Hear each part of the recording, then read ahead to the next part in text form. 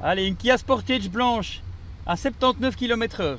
Après l'avenue de Tervuren, c'est boulevard de la Wolu que ces policiers viennent d'installer leur deuxième point de contrôle de la journée.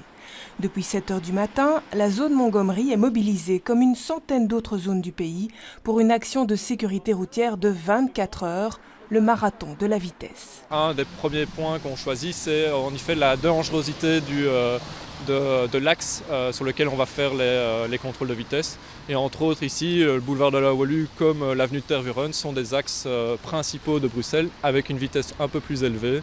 Rouler plus vite reste une des causes principales dans le nombre de tués et de blessés sur les routes et les accidents de la route. Premier constat, les conditions météo semblent encourager les automobilistes à lever le pied. Mais le dispositif reste impressionnant. De quoi attirer l'attention de ces élèves de 4e primaire d'une école voisine, dont le centre d'intérêt cette année tourne autour des métiers du chien.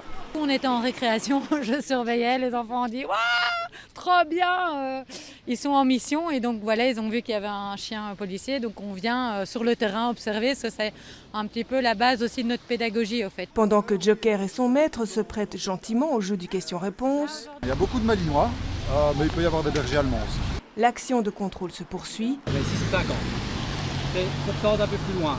Lors de la précédente édition, en avril dernier, près de 4% des véhicules contrôlés étaient en infraction. Cette nouvelle édition du marathon de la vitesse se poursuit donc jusque demain, 6 h du matin.